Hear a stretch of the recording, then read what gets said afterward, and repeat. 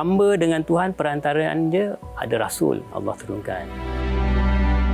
Dakwah ni adalah perantara kalam dan juga kertas. Kita cuba bawa dia orang ke satu era sejarah Islam kita, yang mana gua tu sebenarnya lebih mirip, lebih sinonim dengan orang Islam.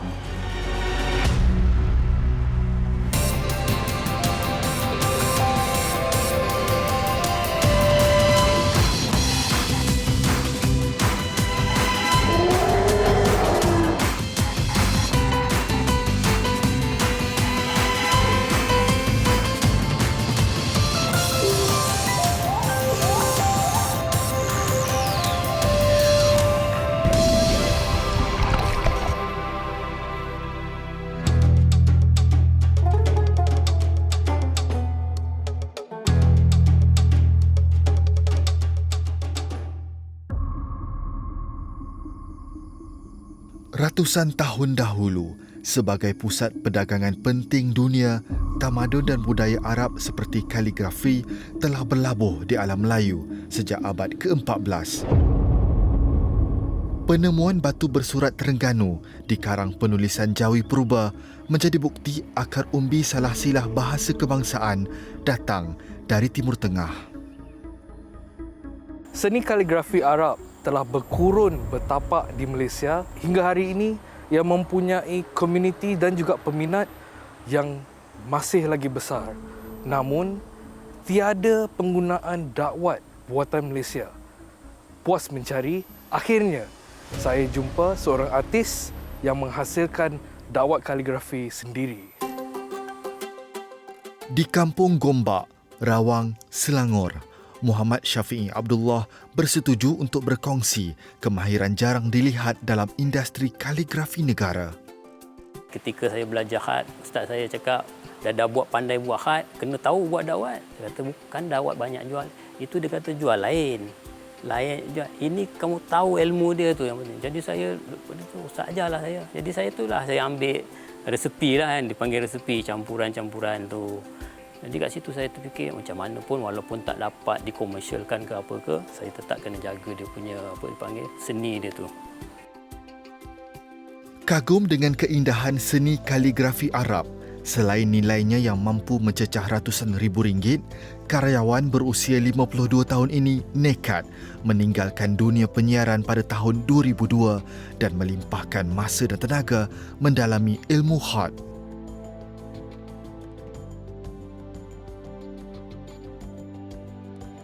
Kalau kita nak menulis tak ada dakwat, mana tulisan? Tak adalah tulisan. Hamba dengan Tuhan, perantaraan dia ada Rasul Allah turunkan. Dakwat ni adalah perantara kalam dan juga kertas. Proses penghasilan dakwat ni dia tak adalah rumit sangat. Cuma yang kita perlukan, kita nak dapatkan dia punya pigment yang dipanggil pigment, asas warna tu. Pembuatan dakwat secara tradisional ini memerlukan minyak biji rami atau flaxseed oil. Dikenali juga sebagai linseed oil. Inilah ramuan penting yang menghasilkan pigmen warna sesuai untuk kaligrafi. Linseed oil ni dia hasil jelaga dia yang paling elok banding dengan minyak-minyak lain. Tin digunakan untuk mengumpul jelaga. Sementara menunggu, Syafi'i berkongsi kisah yang membuatkannya jatuh cinta pada seni ini. Masa zaman sekolah dulu, kita ada belajar subjek sains. Dalam subjek sains tu dia ada sebut ada garisan dunia. Tengah-tengah tu dipanggil Khatul Al-Astawa, bahasa Arab dia. Jadi Katul Istiwa yang kita sebut Katul Istiwa tu sebenarnya bahasa Arab. Itu yang ustaz saya beritahu dulu. Bila saya tahu benda ni, saya pun terkejut, ya Allah. Dia kata begitu sekali ilmu. Jadi, kalau kita ambil semula maksud khat itu, garisan yang lurus dan tebal nipis. Adat kerja seni halus. Proses pembuatan dakwat ini menuntut ketelitian dan kesabaran. Untuk mengelakkan jelaga menjadi terlalu berat dan jatuh dari permukaan tin, Syafi'i perlu mengeluarkan hasil pigmen ini setiap 2 jam. Jelaga yang terkumpul kemudiannya dititis air bergantung pada kelikatan warna dakwat yang diingini. Bapa kepada 3 anak ini berjenaka. Sebagai penggiat seni dan bukannya ahli kimia, dia menghabiskan beberapa bulan bereksperimen di bengkelnya di Putrajaya sebelum menemui formula sukatan terbaik untuk campuran ini. Dah banyak ataupun kita dah kumpul kan. Jadi kita campurkan air dan juga Arabic gum. Kita apa dia panggil, kita kacau dia sampai dia betul-betul sebati dan juga halus dia punya tekstur dia. Dunia yang berbeza namun kegairahan dan iltizam yang serupa. Di Batu Caves, Gombak, di mana terletaknya gua yang menempatkan kuil Sri Subramaniar Swami di celahan Bukit Batu Kapur ini. Namun, di sebalik gua kuil yang terkenal itu, ada sebuah lagi gua yang sudah pun diterokai penduduk setempat sejak 4 dekad lalu.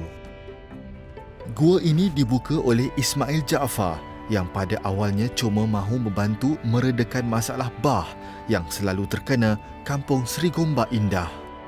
Asalnya sekitar tahun 80-an, kita penduduk kampung ni selalu menghadapi masalah banjir. Dan banjir dia tu berpunca daripada dalam gua ni tak ada lubang yang air tu boleh mengeluar. Kerana kawasan ni merupakan kawasan terakhir yang mana banjir itu tersimpan. Memang kawasan ni terlalu kotor, penuh dengan semak samun, lumpur, sampah setinggi-tinggi tutup lubang gua ni. Jadi kita beramai-ramai, penduduk kampung kita bergotong royong, kita membersihkan gua ni yang mana lubang-lubang dia tu kita besarkan sikit supaya boleh air mengalir dan boleh mengurangkan banjir kita penduduk kampung Sri Gombak Indah. Bila kita dah masuk, jadi saya rasa tertarik yang mana gua ni kalau diusahakan, dibangunkan, boleh menjadi satu tempat tarikan terutamanya pelancong dan tempat riadah bagi penduduk kampung sekitar sini. Tambahan pula benda ni disokong dengan minat kita.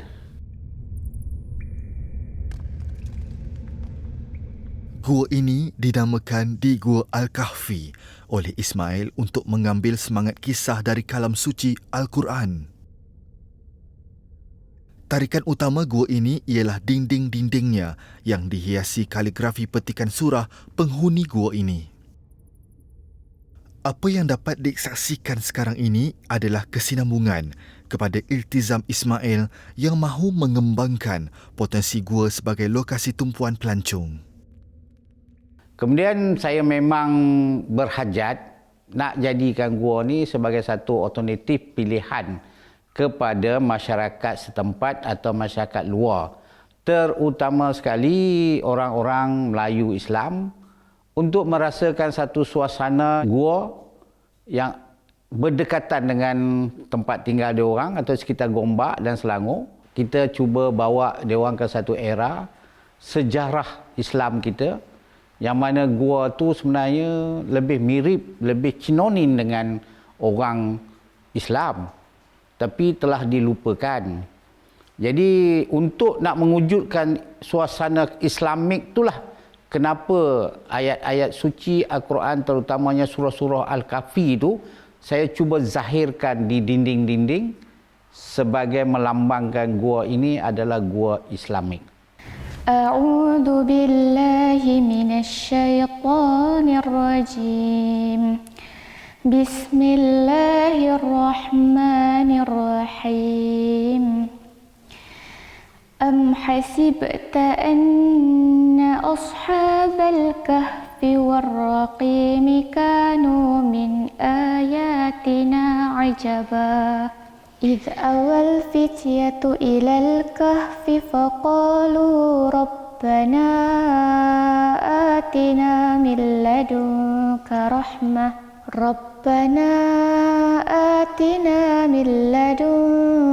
رحمة وهيئ لنا من أمرنا رشدا. Sahabat saya memang dia tu pakar dalam tulisan-tulisan khat ni, telah menawarkan diri untuk nak tolong saya untuk mencapai hajat dan cita-cita saya untuk jadikan gua ni sebagai satu gua Islamik yang dipanggil Al-Kahfi. Dulu-dulu kan dia tak ada kertas keras art paper kan. Jadi nak jadikan dia seperti permukaan art paper tu, kita kena sapukan dia telur supaya dakwah tu tak meresap dan kembang di atas permukaan tu.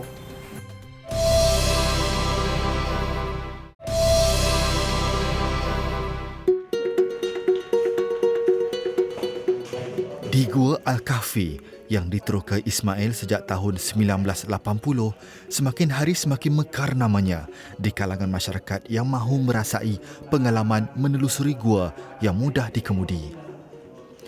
Hari ini, keluarga Ishak Awang yang berkelana dari Kedah singgah ke gua ini bagi melihat sendiri suasananya. Ismail yang bertindak sebagai pemandu pelancong menerangkan sejarah dan kisah di sebalik kaligrafi di dinding gua ini. Ismail gembira dapat berkongsi ilmu serta pengalamannya membangunkan gua ini kepada sesiapa yang berkunjung. Apatah lagi memang itu yang diharapkannya ketika mula meneroka dunia gelap ini yang telah menelan belanja hampir 2 juta ringgit.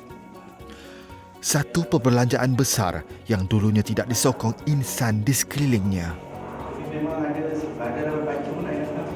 Tentangan pun datang daripada keluarga saya. Duit simpanan, duit apa, semua tu habis diguna pakai untuk usahakan gua ini. Yang mana dia orang beranggapan ini bukan satu kerja mudah dan membazir. Kerana memang saya sendiri pun tengok, saya sendiri pun tak yakin yang saya ni boleh buat. Tapi saya tawakal pada Allah, mudah-mudahan usaha-usaha ni dapat diusahakan dengan begitu baik. Selain sebagai penghias dinding gua, Ismail juga mahu kaligrafi surah Al-Kahfi ini bertindak sebagai wadah dakwah yang berkesan. Apatah lagi surah Al-Kahfi, kisah 7 pemuda beriman melarikan diri ke sebuah gua dan bagaimana Allah menidurkan mereka selama 309 tahun, amat cocok dengan lokasi sebegini. Namun penghasilan kaligrafi ini hampir-hampir tidak menjadi lantaran keadaan dinding gua yang berlekuk. Dalam kebuntuan saya untuk memikirkan macam mana untuk nak menzahirkan ayat-ayat suci Al-Quran tu di dinding-dinding. Kerana dinding tu berlekuk-lekuk kan, dia agak susah. Tapi tanpa saya sendiri pun tak menduga, sahabat saya memang dia tu pakar dalam tulisan-tulisan khat ni, telah menawarkan diri untuk nak tolong saya untuk mencapai hajat dan cita-cita saya. Dan dia pun memang berminat dengan cita-cita saya ni untuk jadikan gua ni sebagai satu gua Islamik yang dipanggil Al-Kahfi. فَضَرَبْنَا عَلَىٰ آذَانِهِمْ فِي الْكَهْفِ سِنِينَ عَدَدًا ثُمَّ بَعَثْنَاهُمْ لِنَعْلَمَ أَيُّ الْحِزْبَيْنِ أَحْصَىٰ لِمَا لَبِثُوا أَمَدًا نَحْنُ نَقُصُّ عَلَيْكَ نَبَأَهُم بِالْحَقِّ إِنَّهُمْ فِتْيَةٌ آمَنُوا بِرَبِّهِمْ وَزِدْنَاهُمْ هُدًى وَرَبَطْنَا عَلَىٰ قُلُوبِهِمْ إِذْ قَامُوا فَقَالُوا رَبُّنَا رَبُّ السَّمَاوَاتِ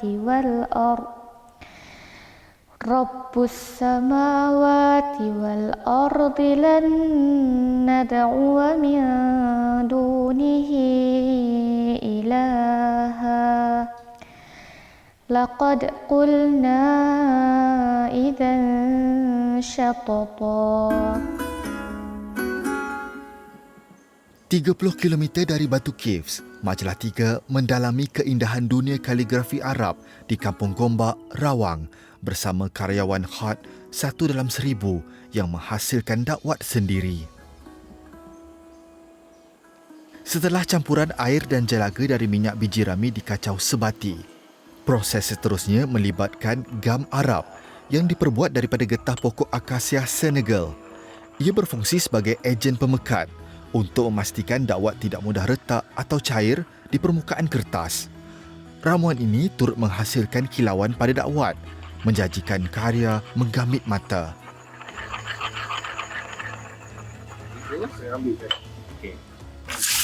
Kita dah boleh cuba. Boleh cuba kertas ni okey ke tak okey. Jadi kita ambil pen lah. Sebelum dibotolkan, anak jati Johor ini terlebih dahulu menguji kualiti dakwat kaligrafi yang kami hasilkan ini pada kertas seni. Jika faktor seperti dakwat terlalu cair atau pekat mahupun tiada kilau yang timbul, maka kerja kami hari ini gagal. Bagaimanapun, pembetulan pada campuran dakwat ini boleh dilakukan pada bila-bila masa, biarpun bertahun kemudian. Kita cuba dia punya flow tu dah kita rasa puas hati dan kita boleh simpan lah. InsyaAllah dia boleh guna lama. Saya pun pernah minta kawan-kawan cuba, dia kata memang alhamdulillah ada bagus macam tu. Jadi itu bagi saya semangat. Saya kata kalau pun tak boleh dijual sekurang-kurangnya ada dah ilmu tu pada saya. Kalau siapa-siapa yang nak belajar saya boleh turunkan balik. Selain menghasilkan karya khat tradisional dan kontemporari pelbagai media, Syafiee yang menghabiskan beberapa tahun menjelajah dunia merasakan kemahirannya menghasilkan dakwat bukanlah sesuatu yang perlu didendang. Baginya, karyawan seni kaligrafi lebih selesa membeli dakwat import. Namun hakikatnya ilmu beliau tidak terhenti hanya di situ. Syafiee turut mahir menghasilkan kertas seni warak mukahar bagai manuskrip sejarah berkurun lamanya.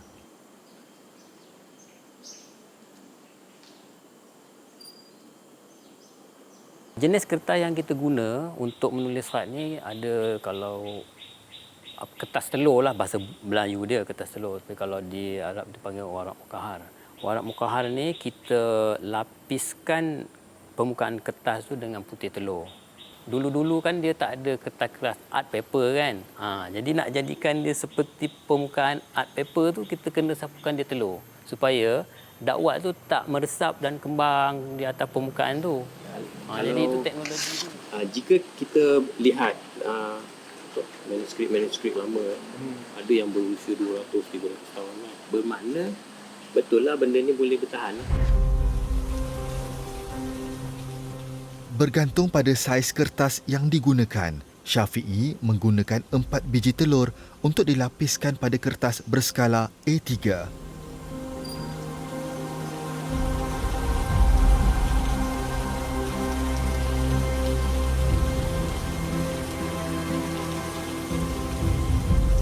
Dalam putih telur tu kita letakkan dia tawas.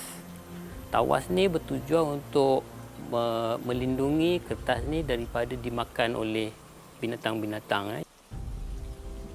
Putih telur dan tawas perlu dipukul hingga larutan terpisah dari lapisan buih. Proses menggunakan tangan ini sahaja mengambil masa lebih 20 minit. Selain untuk menghalang serangan serangga perosak, tawas menjamin karya mampu bertahan daripada mudah reput.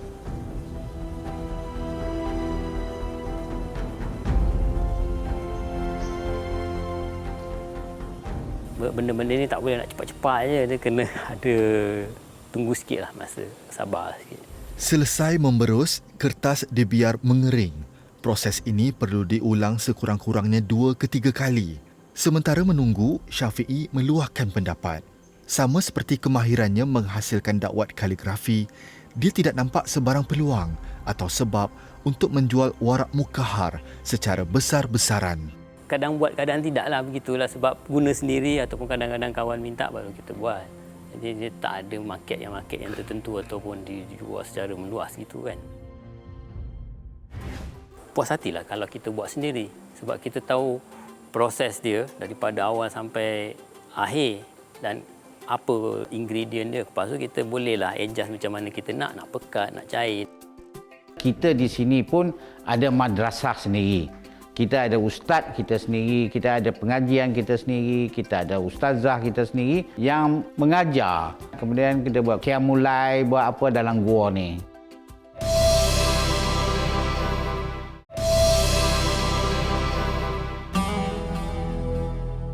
Mesir Purba. Sebelum kedatangan Islam sekitar 642 Masihi, raja-raja dikenali sebagai Fir'aun disembah sebagai Tuhan. Percaya kuasa dan harta mereka kekal selamanya, jasad dan barangan berharga disemadikan di dalam piramid yang dihiasi lukisan dikenali sebagai hieroglif. Penemuan manuskrip di Syria dan Palestin dipercayai dari sekitar 1450 sebelum Masihi mendapati tulisan dan aksaranya mirip hieroglif dari tamadun Mesir Purba. Pengkaji mencapai kesimpulan bahawa evolusi penulisan Arab termasuk kaligrafi berakar umbi dari zaman Fir'aun. Tamadun dikembangkan menerusi seni tulisan. Seiring dengan syiar Islam, tulisan Arab mula berkembang, diserikan dengan seni kaligrafi dikenali sebagai khat. Evolusi ini dapat dilihat dari seni Al-Quran itu sendiri yang pada asalnya ditulis tanpa titik dan baris. Bagaimanapun, seni kaligrafi tidak terhad pada tamadun Islam sahaja. Pengaruhnya dapat dilihat seluruh dunia. Antara penulisan tertua dunia, sistem aksara Cina disempurnakan sejak 3,500 tahun dahulu. Selain estetika unik, kajian menemui legenda yang mengatakan ketika tulisan Cina tercipta, orang ramai mendengar makhluk jahat meraung dan hasil tanaman lumayan bak hujan, menandakan kelahiran sebuah tamadun yang lengkap dengan anasir baik mahupun jahat.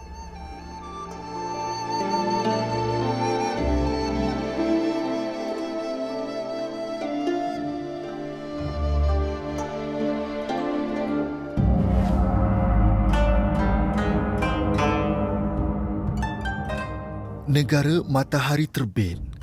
Terdapat pencanggahan pendapat berkenaan keaslian tulisan Jepun yang dikenali sebagai kanji kerana pada asalnya ia mirip tulisan Cina. Setelah bertahun teori dan fakta dipertimbangkan, pengkaji bersetuju menerima kesimpulan bahawa sistem penulisan Jepun bermula apabila Sami Buddha dari Cina memperkenalkan tulisan Cina di Jepun pada abad ke-5. Sistem ini kemudiannya berevolusi dengan karakter tersendiri yang terhasil hari ini. Koleksi warak mukahar milik Syafi'i kini mencecah beberapa tahun dan masih kelihatan baharu. Selain campuran asas, dia turut menggunakan ramuan semula jadi untuk mewarnakan kertas. Kertas ni, warna pada kertas ni terpulang pada kita warna apa kita nak. Untuk mendapatkan warna-warna ni kita tak ada. Bukanlah gunakan teh saja. Kalau nak gelap lagi kita guna kopi. Macam ini. Yang macam ini kita gunakan daripada pokok apa dipanggil ni? Bakau. Kulitnya tu kita ambil, kemudian kita rebus. Kita ni apa kata kalau saya nak buat pun lah contoh di luar tu dah lambatkan dah kan benda yang sama. Sama je kualiti dia dan murah lagi kan. Jadi saya rasa macam nak buat pun sekadar untuk memelihara ilmu ni boleh lah. Tapi kalau untuk komersial tu memang jauh lah. Saya tak sampai ke tahap tu lah. Itu je. Di Gua Al-Kahfi Batu Caves bukan sekadar sebuah lokasi pelancongan. Ia juga sering dijadikan pusat perkembangan ilmu agama. Dek persekitaran gua persis lokasi wahyu pertama diturunkan Allah Subhanahu Wa Taala kepada junjungan besar Nabi Muhammad sallallahu alaihi wasallam. Ayat pertama hingga kelima surah Al-Alaq diajar malaikat Jibril kepada baginda di Gua Hira yang bermaksud, bacalah dengan menyebut nama Tuhan yang menciptakan. Dia telah menciptakan manusia daripada segumpal darah. Bacalah, dan Tuhanmu lah yang paling pemurah, yang mengajar manusia dengan perantaraan kalam. Dia mengajarkan kepada manusia apa yang tidak diketahui. Kepentingan Iqra ini dizahirkan Ismail melalui Madrasah Ar-Rahman yang terletak di luar gua ini. Madrasah ini bertindak sebagai pemudah cara kepada pusat tahfiz berhampiran untuk menghantar anak didik mereka belajar di bawah didikan ustaz dan ustazah yang disediakan Ismail. Antaranya Ustazah Nuriyah Sam, tenaga pengajar yang sudah pun 2 tahun mengajar di sini. Bukan hanya wacana ilmu sebegini, banyak lagi aktiviti berunsurkan keagamaan diadakan di gua ini dari semasa ke semasa. Di samping itu, ada juga kita mengadakan majlis-majlis keagamaan kerana kita di sini pun ada madrasah sendiri. Kita ada ustaz kita sendiri, kita ada pengajian kita sendiri, kita ada ustazah kita sendiri yang mengajar dari segi fardu ain ke, kemudian kita selalu kadang-kadang buat kursus perkahwinan, kita buat kursus yang berbentuk fardu ain ke kita buat, kemudian kita buat qiyamul lail, buat apa dalam gua ni supaya untuk mendapat aura lah saya rasa kan. Jadi itulah bentuk keagamaan. Itu budak sekolah datang, pelancong luar datang. Itu beberapa aktiviti yang kita buat sehingga hari ini. Lebih 40 tahun membangunkan di Gua Kahfi dan kawasan sekitarnya, Ismail nekat untuk terus berusaha memakmurkan lagi usahanya ini. Selain gua berisi kaligrafi yang dibuka secara percuma kepada pengunjung, Ismail turut mempunyai sebuah madrasah, beberapa bilik berkonsepkan inap desa, ruang untuk acara dan medan selera yang disewakannya dengan harga serendah RM400 sebulan. Dengan bantuan Ustazah Nuriyah dan anak Ismail, Muhammad Aidit Haikal, dia yakin mampu menarik lebih ramai pengunjung untuk merasai suasana gua Islamik yang diilhamkannya. Namun begitu, usaha Ismail selama ini hampir sahaja menemui titik noktah beberapa tahun lalu. Semuanya kerana serangan pandemik COVID-19. Adalah kalau tempat ni dah okey, banyak yang orang kata yang tempat yang boleh letak air. Bila menjelangnya PKP 2 tahun, jadi saya terpaksa memikirkan satu alternatif untuk nak survival. Semangat mencari pembaharuan inilah yang memungkinkan kemandirian perusahaan Ismail. Ia juga cuba diterapkannya kepada insan terdekat.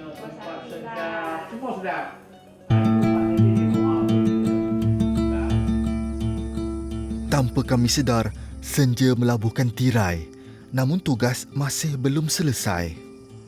Setelah lapisan putih telur akhirnya mengering, Syafi'i menggilap satu cangkerang untuk memulakan proses terakhir penghasilan warak mukahar yang dikenali sebagai gerus.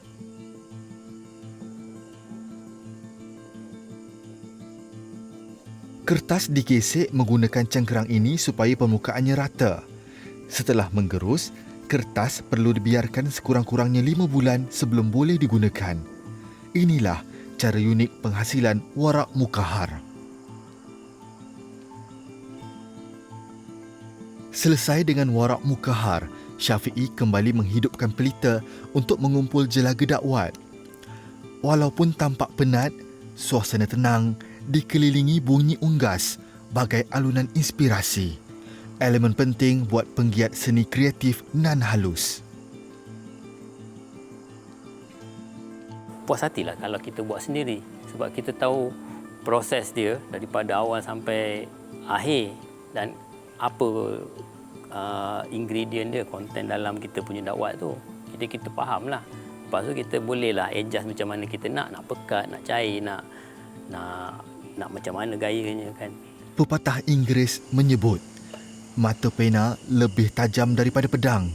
Namun tanpa dakwat hilang segala makna. Syafi'i mungkin tenang dengan rezeki kerjayanya sekarang.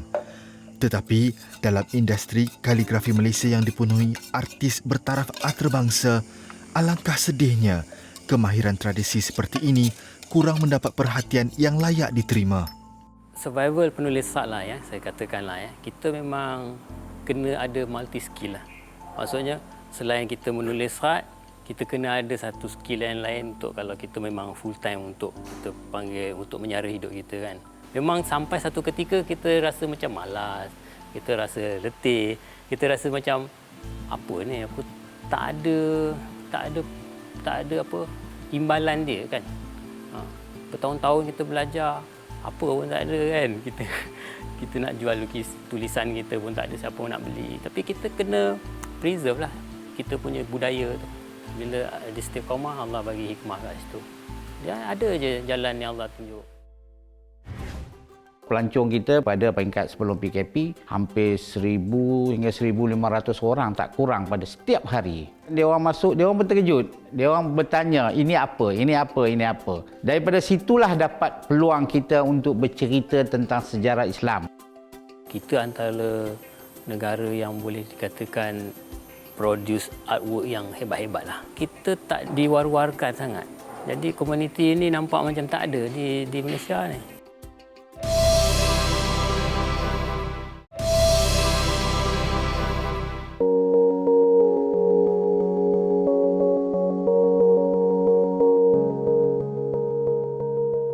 Usia Ismail kini sudah pun menginjak 64 tahun. Sudah 2/3 kehidupannya dihabiskan untuk membangunkan gua ini menjadi seperti apa yang dapat dilihat hari ini. Dia tahu lambat laun anaknya pula yang akan mengambil alih menguruskan pentadbiran kawasan ini nanti. Oleh sebab itu, Ismail sejak awal telah melatih Aidit untuk peka terhadap keperluan menjaga persekitaran gua ini. Lazimnya, 2 minggu sekali mereka akan membersihkan dinding gua daripada sarang labah-labah. Ismail mahu kaligrafi surah Al-Kahfi di dinding gua terjaga rapi, apatah lagi baginya ia wadah terbaik untuk berdakwah kepada pengunjung. Bila pelancong datang dan kita ada ayat-ayat kaligrafi tu di dalam gua dan dia orang masuk, dia orang pun terkejut. Dia orang bertanya, ini apa, ini apa, ini apa. Daripada situlah dapat peluang kita untuk bercerita tentang sejarah Islam. Saya rasa itu satu pendekatan yang kecil yang pakcik dapat adakan. Sebab apa? Pelancong kita pada setiap hari tak kurang daripada pada peringkat sebelum PKP hampir 1,000 hingga 1,500 orang tak kurang pada setiap hari. Pakcik pula boleh pelbagai bahasa. Termasuklah bahasa Mandarin lah apa semua pakcik. Alhamdulillah memang alhamdulillah begitu fasih. Jadi pakcik tak ada masalah untuk berkomunikasi dengan dia orang, untuk menerang kepada dia orang tentang kedudukan kita yang sebenar tentang Islam, tentang gua. Itu saya rasa sebahagian daripada usaha yang telah berjaya kita buat.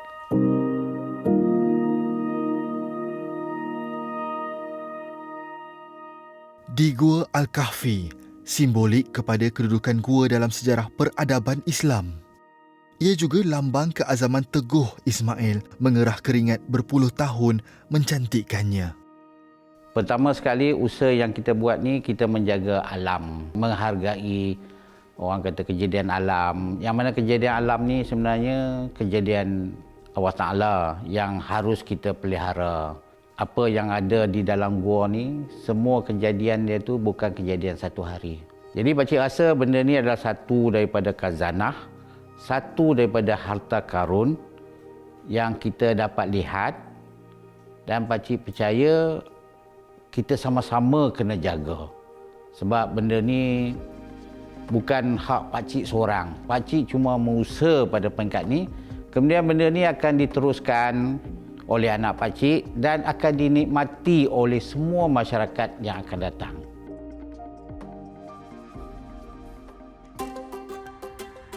Kembali ke Rawang, karyawan yang turut menghasilkan dakwat serta kertas yang mampu bertahan ratusan tahun berkongsi pengalamannya lebih 19 tahun dalam dunia khat. Bab tekanan dalam buat kerja ni, bagi saya kan, saya tak pernah rasalah ketekanan.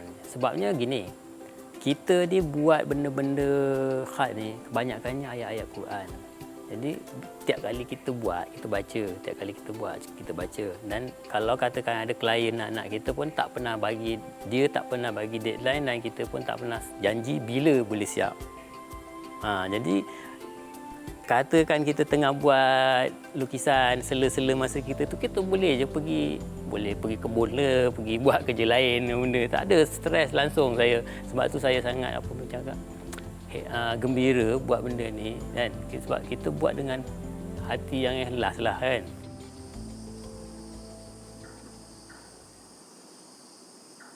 Kalau disebutkan ketinggian nilai tu, kita antara negara yang boleh dikatakan produce artwork yang hebat-hebat lah. Cuma itulah saya kata tadi, kita tak diwar-warkan sangat. Jadi komuniti ini nampak macam tak ada di Malaysia ni. Sedangkan kami ni daripada penulis khat, pelukis khat kontemporari apa tu semua ni kan, kami bersatu padu mempergiatkan aktiviti-aktiviti untuk kita ketengahkan kepada halayak umum.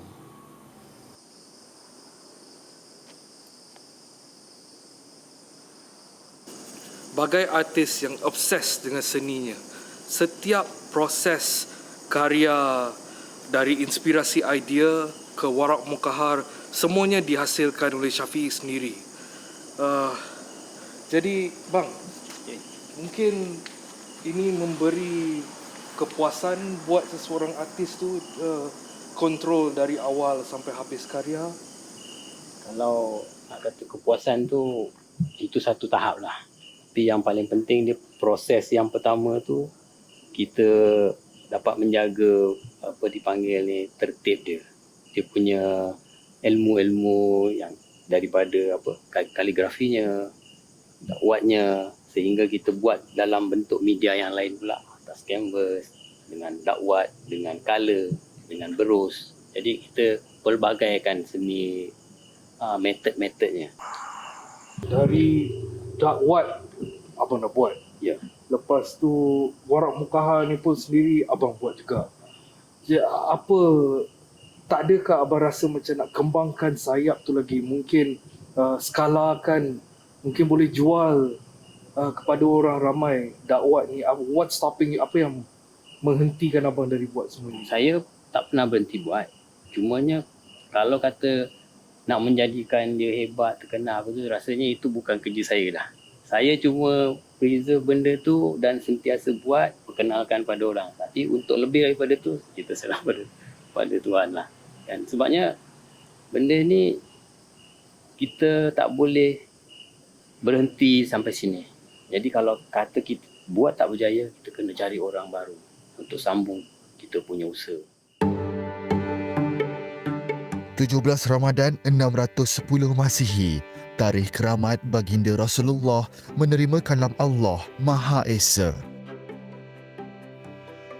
Lebih 1400 tahun kemudian, perjuangan menyebar syiar yang satu diteruskan. Biar tidak didendang, usaha murni Syafiee dan Ismail pasti meninggalkan jejak yang kekal bertapak sehingga hari kemudian.